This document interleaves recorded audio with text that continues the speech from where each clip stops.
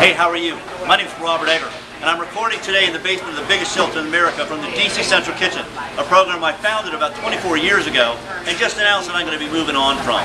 But what's exciting about what I do here and where I'm going to go in Los Angeles, I'm a human service provider.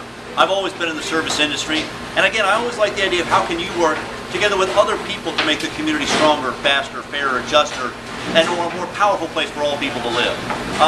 And that's why I'm excited to be coming up on November 1st. The Human Services Council has invited me to come up and speak about doubling down on the nonprofit sector. We're going to be at Baruch College on Lexington Avenue.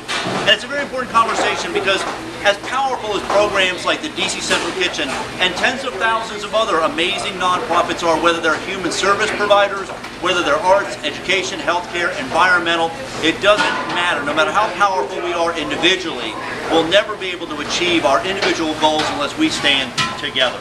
You know, programs like the DC Central Kitchen are an example of what our community can do if we stand side by side. And that's what I'm going to propose when I get up to New York City in just a couple of weeks.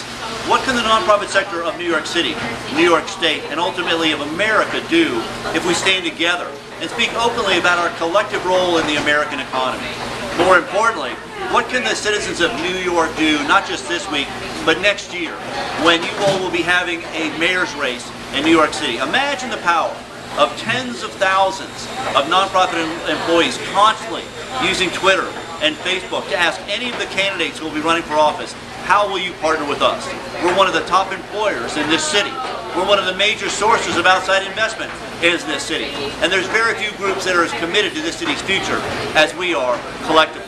That's what we're going to talk about. I urge you, sign up now. The Human Services Council's gathering on November 1 at Baruch College. It's going to be a great conversation, and I'll see you there.